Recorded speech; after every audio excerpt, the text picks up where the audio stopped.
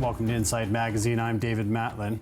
Well, Anwar Eshki is a former Saudi general who's now one of the closest advisors to the new King Salman, the director of the Middle East Center for Strategic Studies in Jeddah. He's the man through whom Saudi Arabia and Israel talk, a dialogue that can alter the future of the Middle East. These two countries don't have a lot in common, but they do share a common enemy and opponent, Iran. And Eshki embodies a new strategy, the strategy of peace. Saudi Arabia, the general who wants peace, a report by Henrique Cymerman for I-24 News. General Anwar Eshki, thank you very much for this interview. You write in your center lots of views, of articles. What's happening in the Middle East? The struggle in the world has been changed from ideology to the economy. United States found the Middle East is the central land, and their theory, anyone control for central land, he can control for all the economic in the world. Israel isolated themselves because they didn't agree with the peace initiative. Iran thinking about revive the Persian emperor before 500 years before Jesus, and they want to make they want to expand for Iraq, so Syria, until they reach to the Mediterranean Sea. Then they can jump to Egypt and Europe like that. This is just dream. For that reason, they have tools to reach their goal. That tool destabilize the area, and they can come control for it. They make destabilization in Iraq, in Syria, in Lebanon, and all that. And also, Turkey tried to revive the Ottoman Empire. But their tool to make investment in the Arab countries and also spread their culture. For that reason, they sent to us films and other from Turkey, and all the Arabs go to Turkey. Is the Saudi proposal, the peace proposal, still relevant?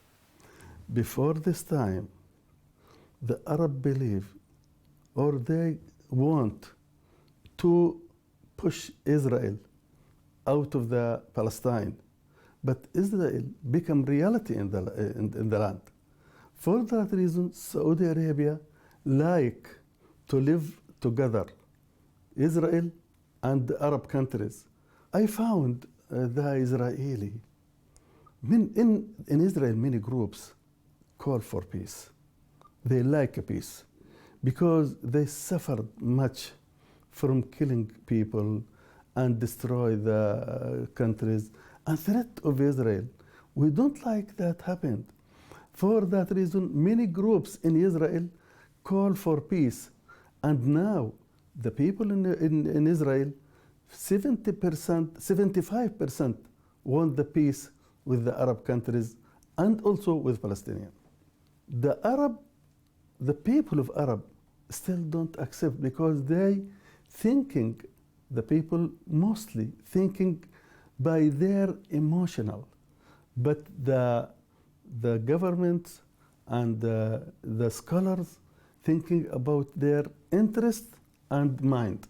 We can't make cooperation with Israel before they accept the initiative, Arab initiative, and make implementation for that. In 1977, President Sadat came to Jerusalem, and it was quite a shock. Is there a possibility that Netanyahu will go to Riyadh, or King Salman will come to Jerusalem like Sadat? I don't like to say that imagination, but this is not reality, because when we follow Sadat, he came there. He earned many things, and he returned Sinai and give peace for his country and for Israel. But the result of that, because they didn't prepare the people for that, they killed both Sadat and Rabin. Almost 25 years of peace process and almost nothing happened. Why and what should be done? The peace proposal failed because they didn't make any plan for implementation. We need the Prime Minister, Mr. Netanyahu, because he is a strong man and he is a logic man. We need him to accept and announce and accept the peace proposal. And also, he said, we can discuss about that with the source. The source is Saudi Arabia. And also, many countries can share in that, because Israel needs some land and Palestinians can take some other lands, because Israel every time look for their security. And also the Palestinian look for their interest and security.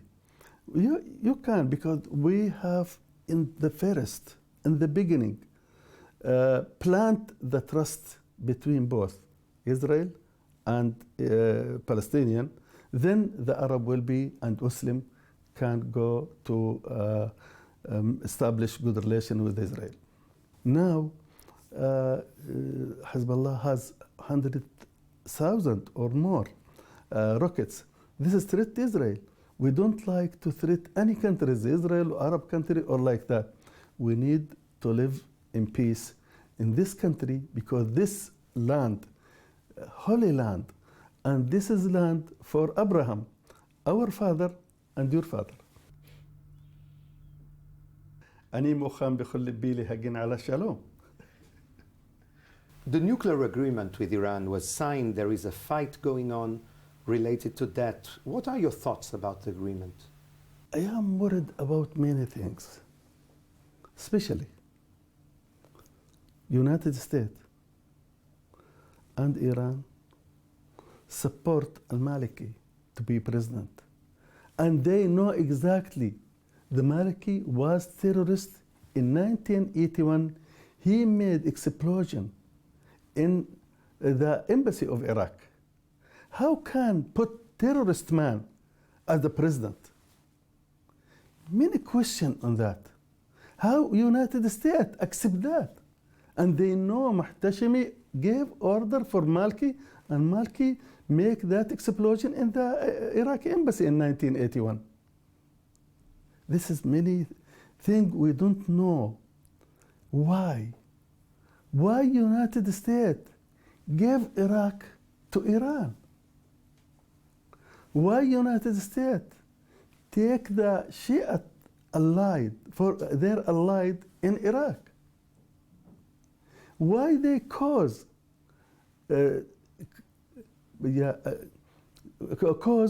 to found the ISIS? Israel worried that Iran in this time can make in the secret the atomic bomb. If they make the atomic bomb, they could be give Hezbollah tactical atomic bomb, and that will not be good, not for Israel, not for other countries. For Israel, Hamas is an enemy. How come the leaders of Hamas came to Riyadh recently and were received by King Salman? In AIPAC, they asked me about Hamas. I told him they are good. They said, how? I told him, anybody has good side and bad side. If we deal with good side, he will be good. If we deal with bad side, he will be bad. Hamas has two like that. But Hamas now, Saudi Arabia did not invite him. But they asked to come for Umrah.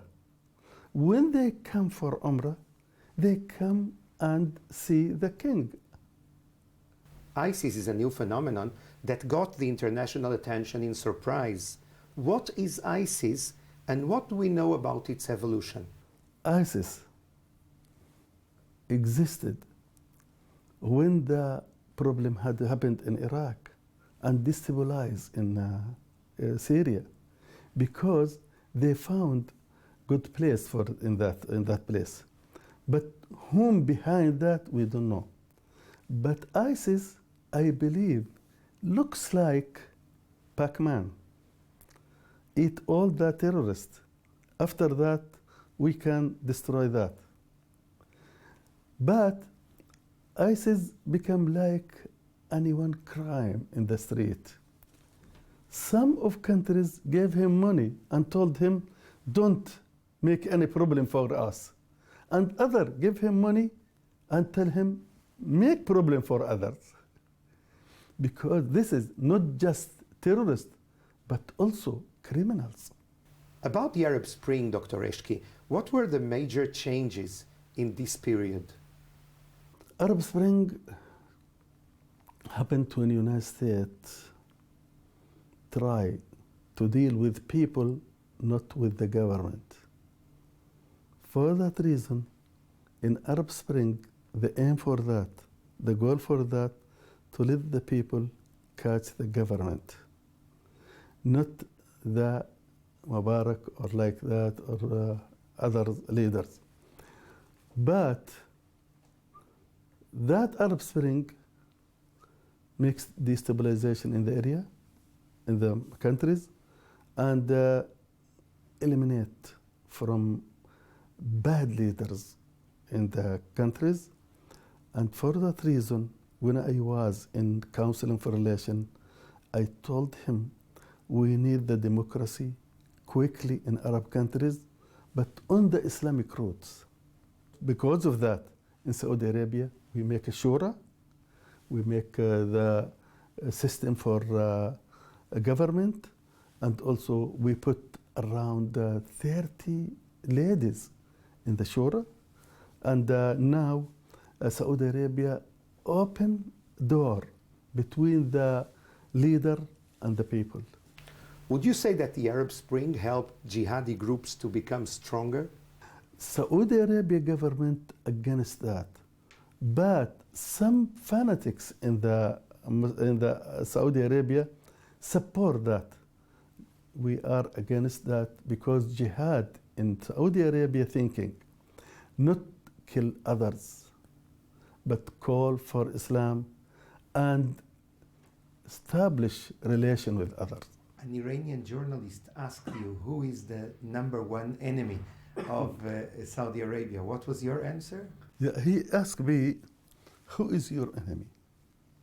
I told him, now, our enemy is Israel, our enemy. But Iran, our friend. But the wise enemy, better than ignorant friend.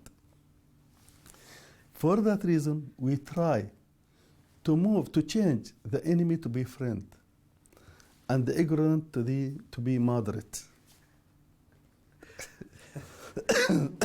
Thank you very much. Thank you. Now we're joined by Henrique in the studio. Henrique, good to have you back. Hi, David. First of all, this is obviously an interview that was not easy for you to get. How difficult was this, and why do you think it happened now? Well, it was not easy because, you know, it's a Saudi officer, in a way, a Saudi general, someone really high rank in his country. And as you know, everything done between Saudi Arabia and Israel is secret. So I had a meeting with him in Doha recently, some months ago in Qatar, and we had a 2.5 hours conversation, off-the-record conversation. But I think that in the end, I convinced him to give me this interview in Europe. It was last week. We met, and he was really open-minded. And I think this interview is a symbol of the change we are living in the relations between Israel and Saudi Arabia. Well, speaking about change, I mean, what do you expect to see next in this whole equation? I believe that General Eshki is really trying to fight to convince Israel to accept the Arab-Saudi peace initiative from 2002. He believes that's the only way, and the Saudis, and I believe that the king supports him giving this interview also to send these messages, to ask Prime Minister Netanyahu, to ask the Israeli people to accept this proposal to start a new peace process. And I also believe, David, that we're going to see more Saudi presence in the West Bank in the near future. Well, fascinating as always, Henrique Cymerman. Thank you very much for bringing us the story. Thank you. And thank you for being with us here at Inside Magazine. I'm David Matlin in the Jaffa Port of Israel. We'll see you again next week.